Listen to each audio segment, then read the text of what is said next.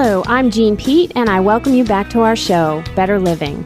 Better Living is brought to you by the Homestead Hope Foundation and is sponsored by Homestead Hospice, where commitment to education and premier hospice care helps patients and families through life's most important journey.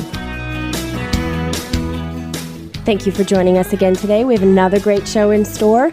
Today we are here with Dr. Valerie Jagiella, who's with Digestive Health of Georgia. And we're going to talk a lot about gastrointestinal issues as well as other things. She enjoys talking about growing old and helping us all live better. So given our show, Better Living, lots of great information in store. So grab your pen and grab your paper because I'm Jeannie Pete. We're back with you for another hour this week. And I'm here again with my co-host, Allison Finley. I am here too. So Dr. Jagiella, why don't you give us a little bit of an introduction on who you are and how you came to become what you are and where you work? Well, thank you for inviting me to this talk show. I am what I call a mutt. I was born in Chicago from an American father and a French mother. I lived a little all over. I lived in the United States, in Canada, and in France as a child. And when I hit 22, I had spent half of my childhood outside the United States and half inside the United States. I have lived where it's cold and where it's hot. I prefer the beach. Don't we all? I like the sunshine, and Atlanta has that. It does not have the beach, though. I have 3 children. They are bilingual because I forced French on them. They go to the Atlanta International School. And I started wanting to do something in life. I call myself an artist at heart, but my mother told me I had to get a job. And I loved medicine, and since I was about 10 years old, I would tell people I'd become a doctor. And when I went to college, I told my counselor I wanted to become a doctor, and the counselor said, "Whatever for? You're pretty, why don't you just get married?" Oh, great. That was the incentive to become a doctor. Yeah, that's right. We moved to France when I was 17. I graduated from high school at 15. And I went directly into medical school, met my American husband in France. We came back here. We've been married for 26 years. And he drives me crazy, and we're growing old together. And bloating and gas are the things that interest me. Since I dated my husband, I should have brought my middle school boys to this radio show. They would have loved it. My kids love to listen to me talk on my phone. But my husband, when we were in medical school, would have belly aches. And he would tell me, "Oh, I've had this since I was a teenager, and it's just stress, reflux." And I would review my history and what they would teach me in medical school, and I would tell them, "I think it's something else. It might be gallstones." Wow. Well, in those days, I'm old. There were no ultrasounds. There were no CAT scans.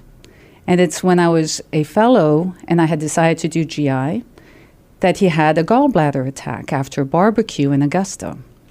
And I called my attending and I told him, "My husband's having a gallbladder attack." And my attending looked at me like I was crazy because men don't have gallstones. And went ahead and did an upper endoscopy, and he didn't have anything. And then had an ultrasound. By then, they had invented ultrasounds and found a gallstone blocking his bile duct. And that's how I started with gas and bloating in the family. And so you actually knew what he had before they had the equipment to actually confirm that you were right back then. Isn't that nice, hindsight? You're a very smart lady. And because of it, he's given you 26 years to drive you crazy. That's right. Okay, so let's talk about gastroenterology. That's a great story. Thank you so much. What do you see? What are the most typical illnesses that you're diagnosing as a gastroenterologist? I think it's a variety. I don't think it's one thing. Okay. But, I know that today we're interested in talking about celiac, gas, and bloating. And what I'm seeing mostly is people coming in saying, "I'm bloated, I'm gassy, I think I have celiac, I've gone gluten-free, but I still have symptoms. I'm convinced I have celiac. My friends are avoiding wheat. They feel better. and they want an answer. So I see a variety of things. I do see celiac, and if you look at statistically, they say it's about 1 in 132 people in the United States who have the genetic marker. So if I do a genetic marker, I could say everybody, that's pretty high. If you put a room of 100 people, that's pretty high. Doesn't mean everybody has it, and that's the big problem. So kids, it's 1 in 80, they say, and it's on the rise. So it's difficult to diagnose celiac if you've gone gluten-free. Now, the whole thing is it really healthy to be gluten-free? Well, if you're strict gluten-free, you can lack certain vitamins and other things. And if you're a vegetarian, that becomes even more complicated. And if you're a vegan, that's even worse. So it's, I think, very important to know if you need to avoid gluten. And then there's also gluten intolerance. And I think a lot of people, it's more carb intolerance or other things that are in the diet. I read AJC. And in AJC, they had the little thing at the People's Pharmacy little section 2 weeks ago about inulin. Inulin causes gas. People forget that when they eat those oils to prevent you from getting fat with those chips, that can cause gas and loose stools because you're not absorbing it. If you take supplements like magnesium, that can cause loose stools. If you take calcium, that causes gas. Now, anybody over 40 is told, increase your calcium. Are you lactose intolerant? Are you taking more cheese? Are you taking more calcium? That's where the detective work starts. So everybody's trying to self-diagnose. They think just because they've got bloating and gas, they show up and say, well, my friend is on a gluten-free diet. That must be what I have too. Exactly. And it does seem to me like I'm hearing way more of my friends say now, I'm switching to a gluten-free diet. And I'll say, have you been diagnosed with something? Well, no, but my friends are all on gluten-free diets, so I'm doing it too because they said they lost weight. And I'm thinking... And I did. So go at it with me right now, Allison, because I'm ready. Because Dr. Jagiella is saying, I know there are other ways to lose weight, Jean. Make a fool of me on the radio. Go right ahead, no problem.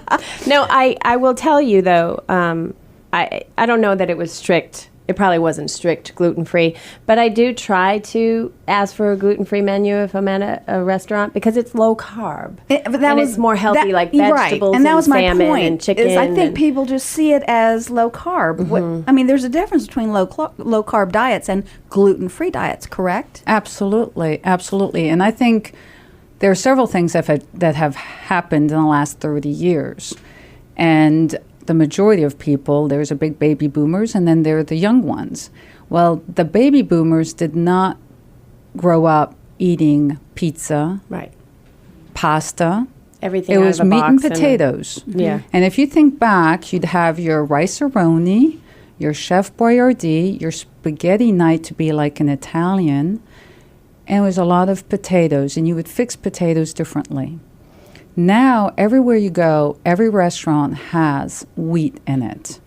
There's pasta of every single kind. And the kids, what do they have at their birthday parties? Pizza. So you're getting a lot of carbs that you didn't have before. So your diet is not what it used to be. We're walking less. Absolutely. So we're getting deficient in different things for a variety of reasons. And that's another one. It's also vitamin D. You know, that's a big one that everybody talks about. We're supposed to avoid the sun.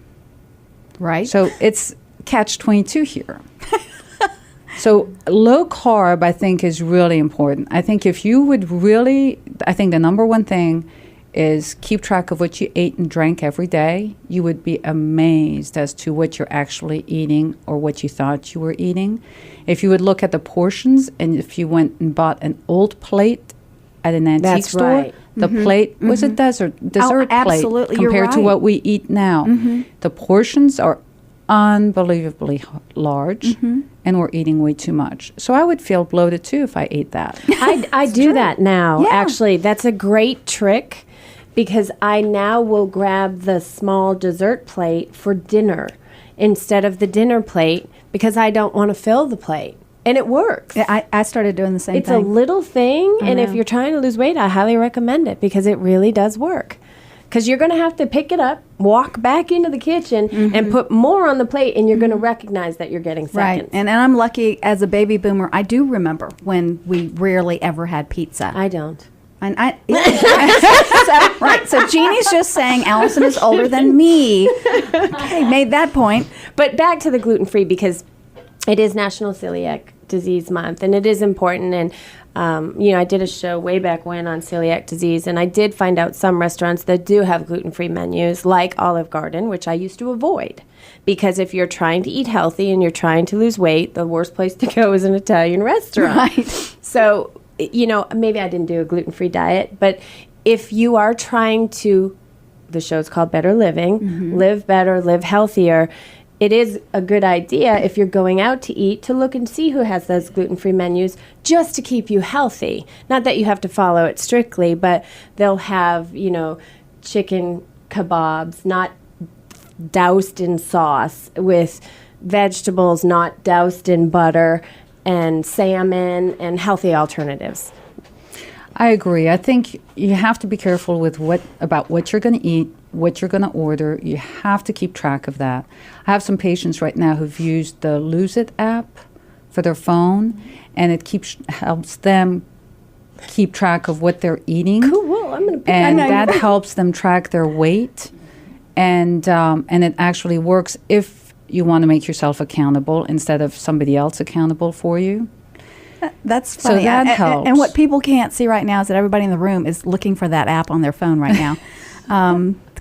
Say the app one more time. Lose It. Okay. It's a patient of mine, actually. He told me about it, showed it to me, and showed me the graph. And actually, she was there showing me how she had lost 20 pounds over the 6 months, and had gone on a cruise. And with that, she had the graph where she had gained a little bit, but lost it back.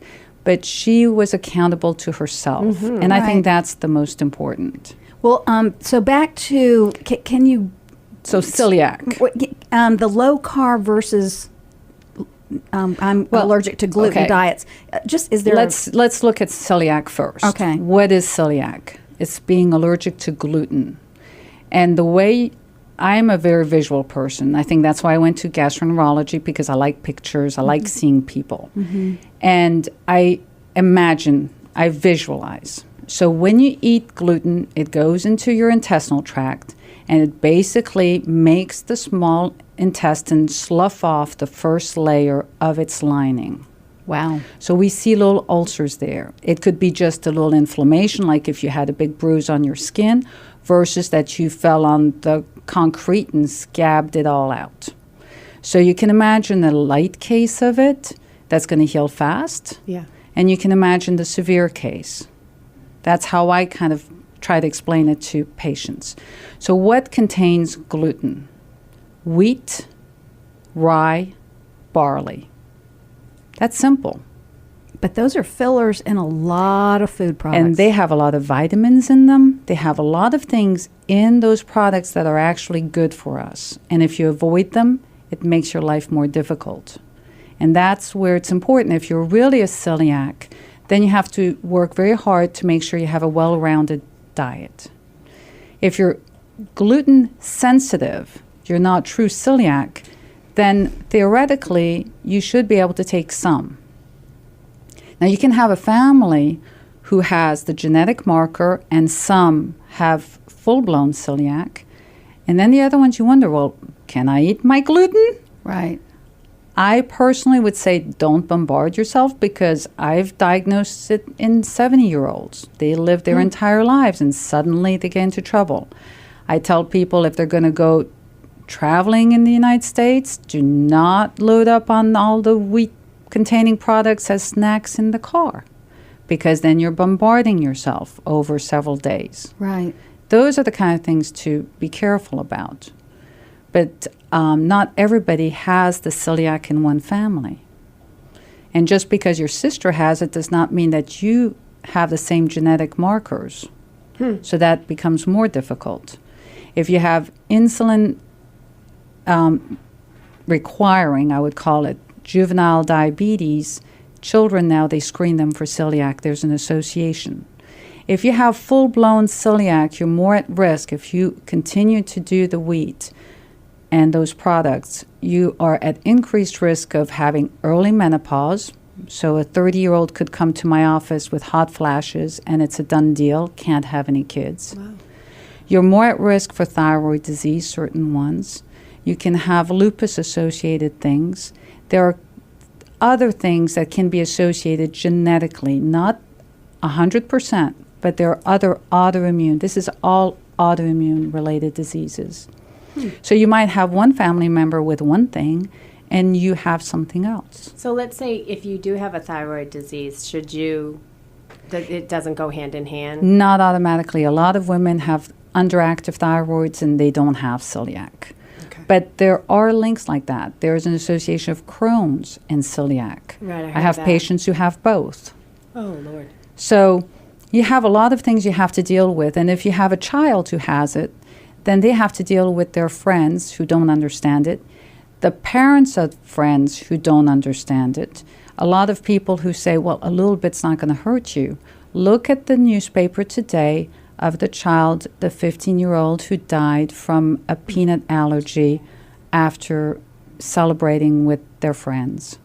So a little can go a long way. If you told somebody you had a penicillin allergy, nobody would, in their right mind, would give you penicillin and say just a little bit is not going to hurt you. And you have to deal with a celiac patient that way. And so the peanut allergies, that's tied with celiac disease? No, Not but it's an always. allergic Same kind of reaction. thing. People understand The peanut allergy. peanut allergy. People don't understand a true gluten allergy. Okay. But gluten sensitivity is a different thing. It just means you might bloat with it. Doesn't mean you have full-blown celiac.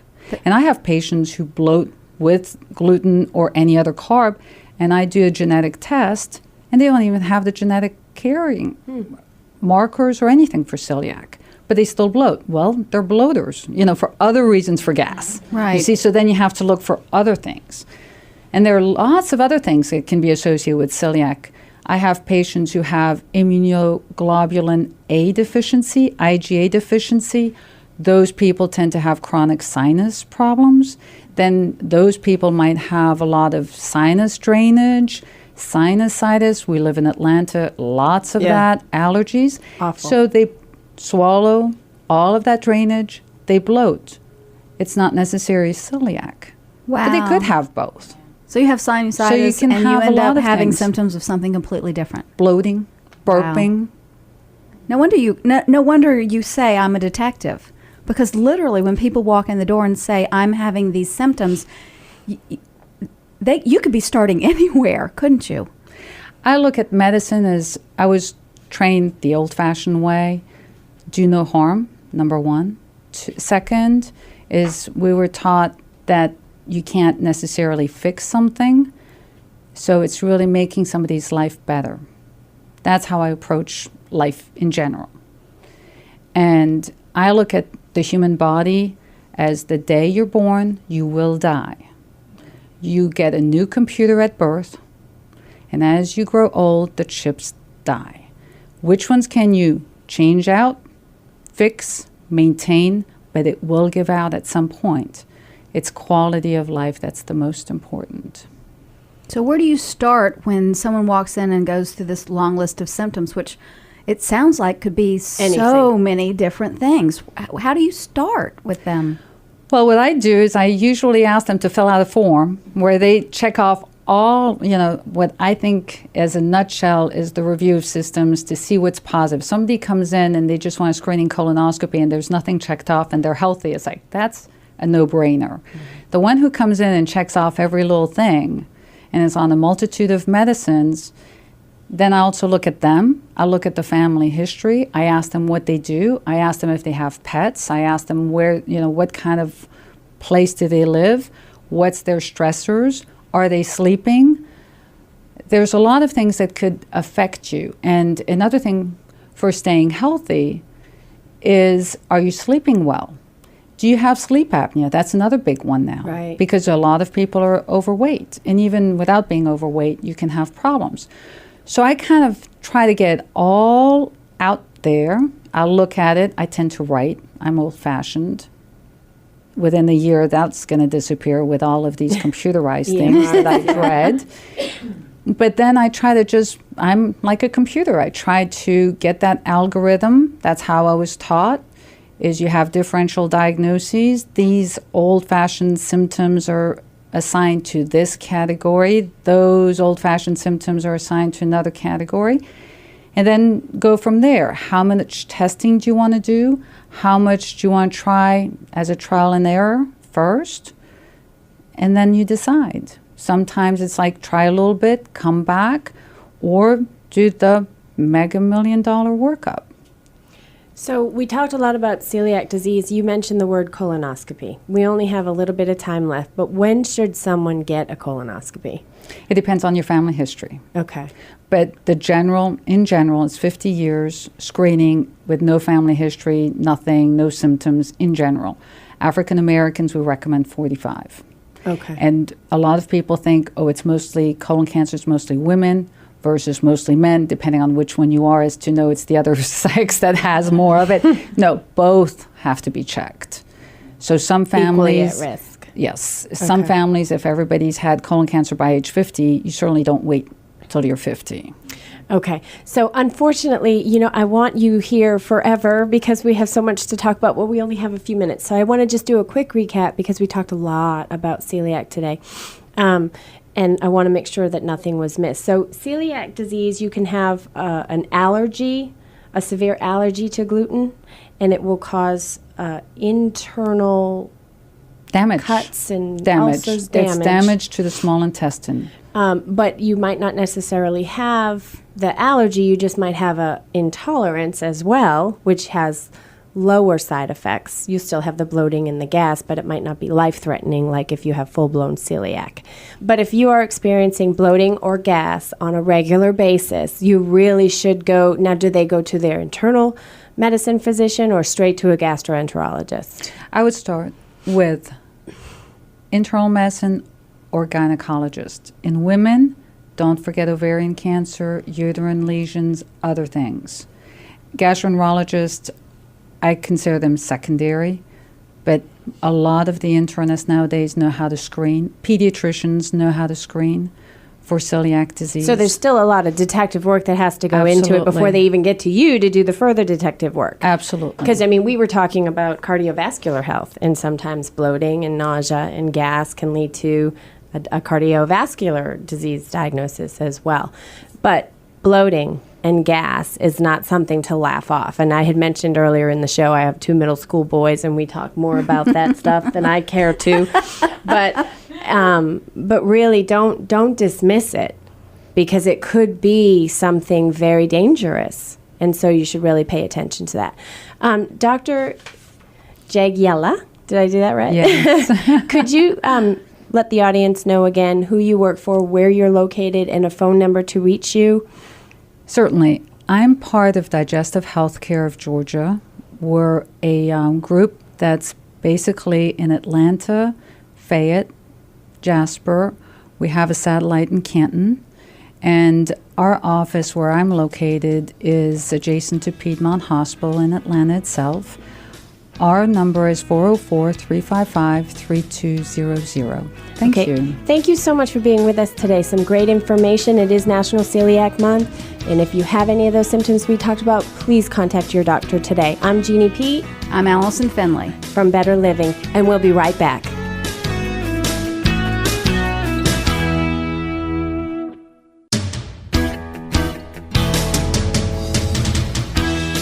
Hello, I'm Jean Pete, and I welcome you back to our show, Better Living. Better Living is brought to you by the Homestead Hope Foundation and is sponsored by Homestead Hospice, where commitment to education and premier hospice care helps patients and families through life's most important journey.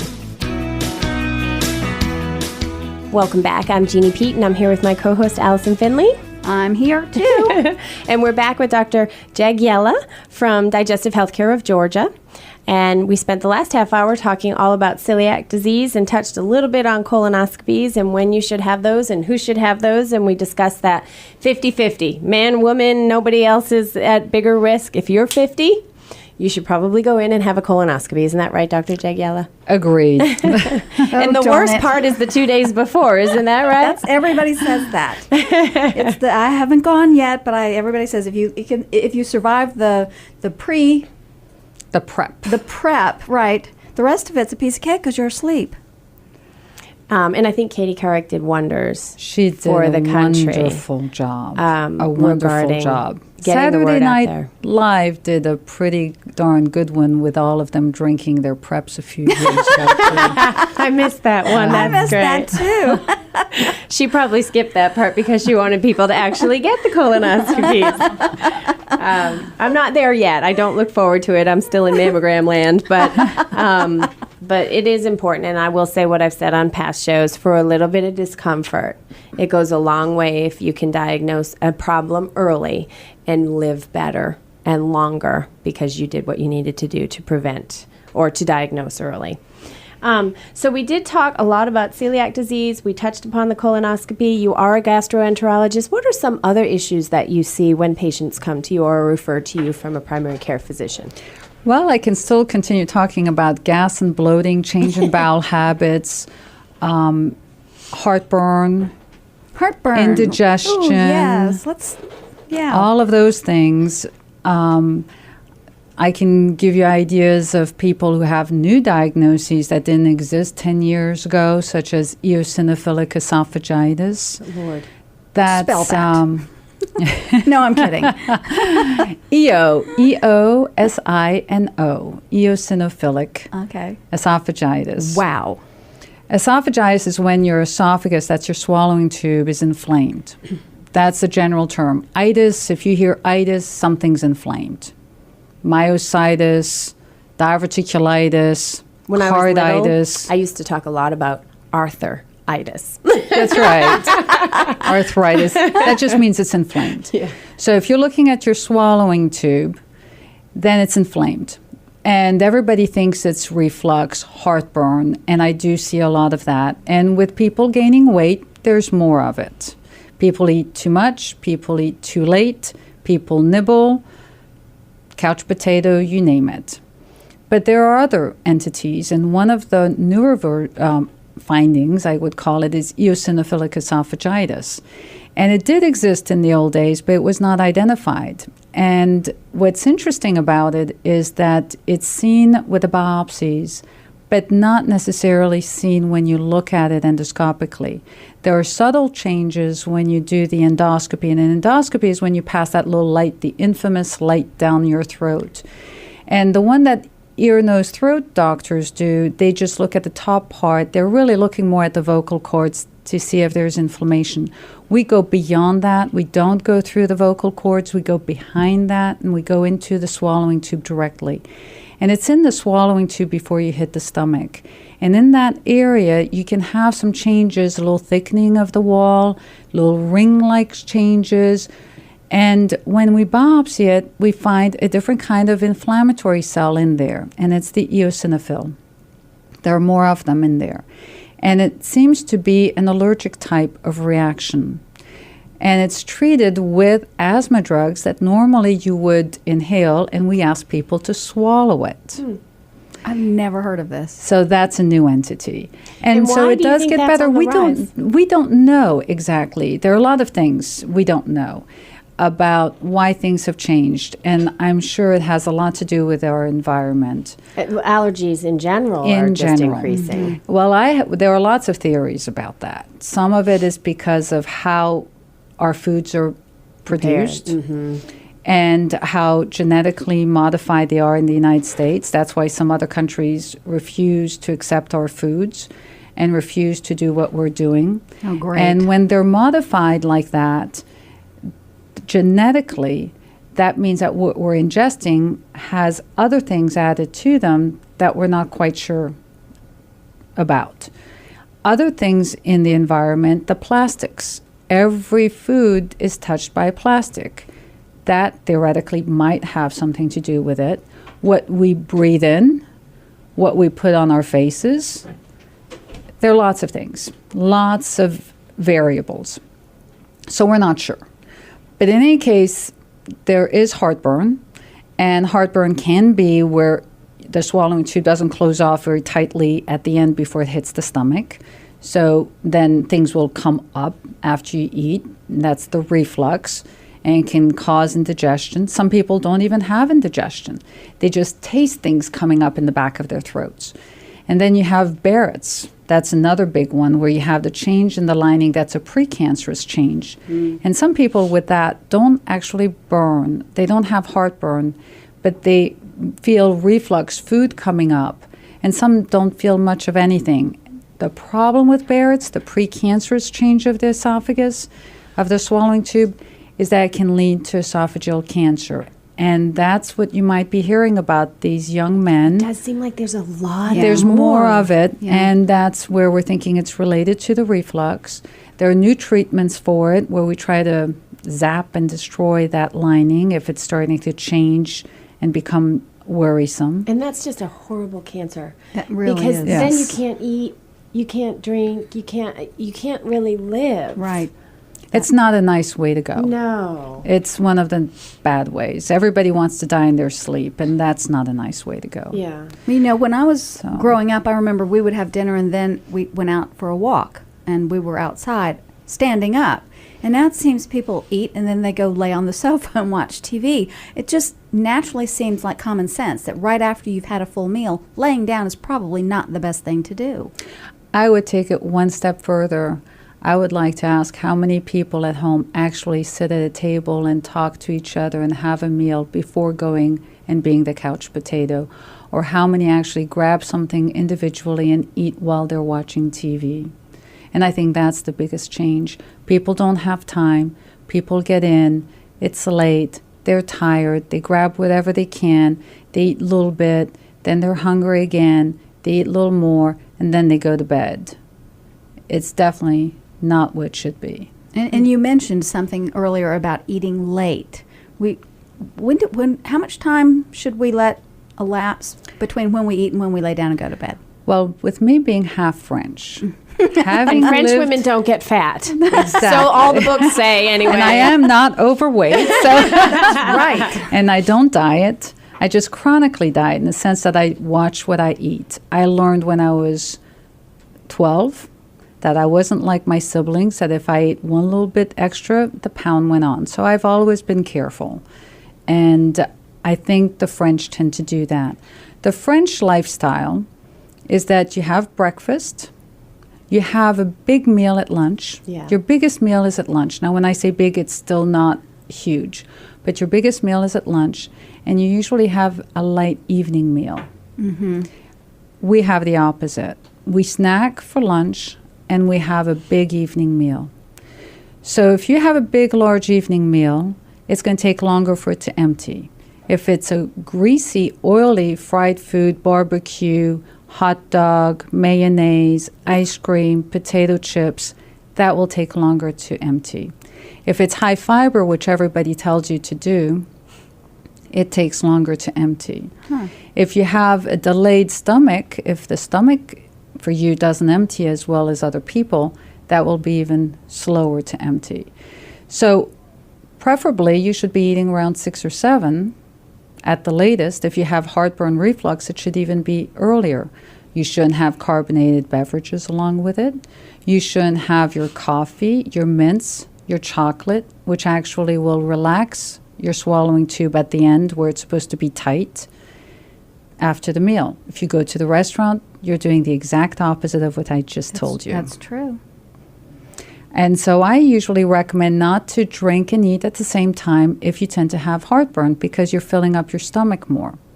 Unless you're trying to lose weight, then you should drink as you're fixing the meal, fill up your stomach a little bit, and you might not feel like you need to eat quite as much. And we're drinking water, or I'm, what are we drinking while we're fixing that meal? What I'm a is- water person, Uh-huh. and I love my coffee. And I too. thank God I don't have heartburn. Me too. But I do like my coffee. I recommend that you should avoid things that have sugar, and I truly don't believe in all the additives. I don't care which one it is. I don't think in the long run it's going to be healthy, and we're identifying problems with those additives. Those sugar-free. Like the aspartame. Is that what you mean? Exactly. Yeah. Exactly. I've even read several things lately that people should be trying to cut down on the power drinks that they're having. The power drinks are made or were made specifically for people who were really sweating it out excessively, and it was really, Gatorade came from Florida. They're out in the heat and they're playing a sport. Having a half-hour little bit of something does not mean your child needs to drink a Gatorade or a Powerade. They need their water. They really need their water. Two things that I am a stickler about. One is you will eat at the kitchen table. No, Good you for don't you. eat in the living room. And I don't keep sodas and drinks. I switched my kids over to water. Now, they eat everything out of a box and a bag. I'm not all that good. But I will say with the drinks, that's a real quick way to gain weight. That's a real quick way to create a weight problem in children. And, sitting at the table, it's even more bonding with your children importance as well as it is healthy eating. Any person, who tells you about raising children to keep them out of trouble is having your evening meal, because that's when they're going to learn how to communicate, and that's when you're going to be able to touch base about what's going on and what's about to happen and to plan your future. It could be the future until tomorrow, but look at the plans.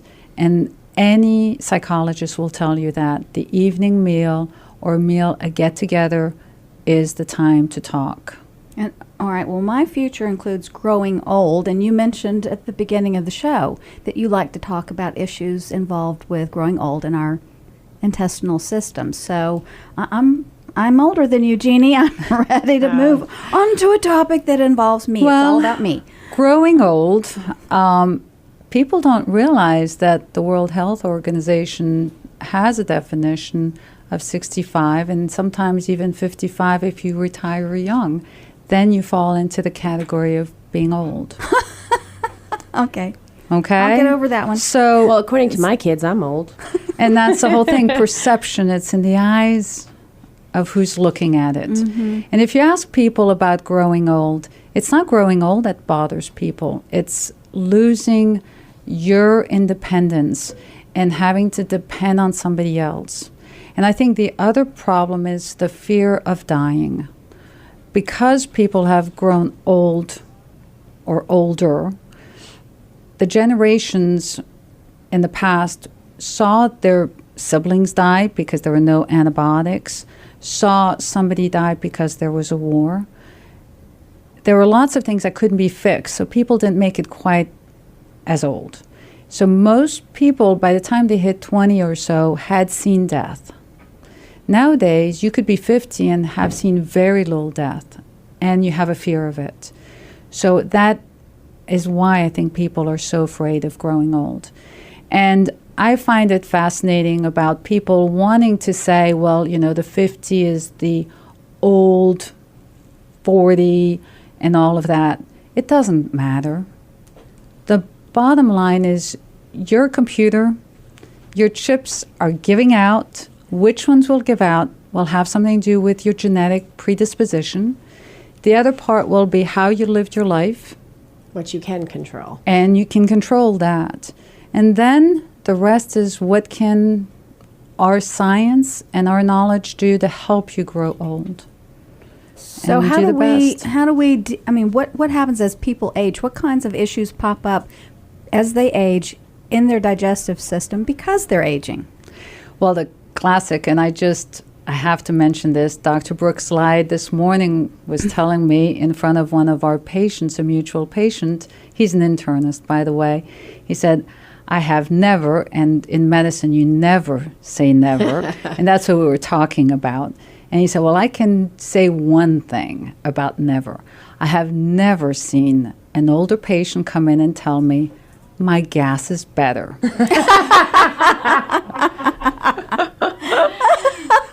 That's great. So the big thing, is there is a change in bowel habits. That's one.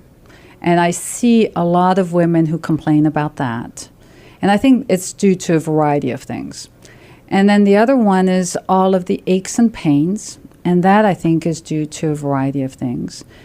And then it's whether it's menopause or andropause, there are hormonal changes. And from those hormonal changes, your body will change. What's andropause? So, andropause is the male menopause that nobody wants to talk Let's talk about that. Oh, I yes. want to talk about I'm that. there too. So, but if you want to talk about andropause and menopause, a lot of people wonder about whether or not there's a lack of testosterone and the lack of hormones. Yes, things do change. And that will affect your sleep pattern. That will affect your body mass. That will affect your bone density. So there are lots of things that both men and women have to look at. And even vitamin D deficiency. Men can have vitamin D deficiency. The aches and pains that people have could be just simple vitamin D deficiency nowadays. Get that checked. Even if you're a man, don't assume it's a woman's disease. Wow. And if you fix that, you might feel a lot better, and then you might sleep better. The andropause and menopause, as you get older, your rhythm, your sleep rhythm changes. If you have a job where you're up at night, that will make you age and die younger. Really? Whoa. That's statistically That does shown. not surprise me. but Yes. Yeah. I was at a meeting in anesthesia. I'm gastroenterology, but I did go to an anesthesia meeting one time because my husband's an anesthesiologist. And there had been a study presented by a Finnish anesthesiologist where their life expectancy as anesthesiologists, this is about 15 years ago, they identified that the anesthesiologist died a good 10 years younger than the majority of people. And they were wondering what it was all about. There was no answer at the time. But nowadays, we've identified sleep patterns have a lot to do with it. So as you grow older, and with the weight gain, and with everything else, there could be sleep apnea. If you're snoring, if you're not sleeping well, if your wife or your husband says you're not sleeping and you're snoring and you might be not breathing very well, get it checked. If you have sleep apnea, imagine not having any oxygen coming in the way it should. That means it's not getting to your heart. It's not getting to your brain. So there's early senility, and that's one of the big concerns is the Alzheimer's thing. Your heart is not pumping. And statistically, you will have more problems losing weight, more problems staying healthy because of the sleep apnea.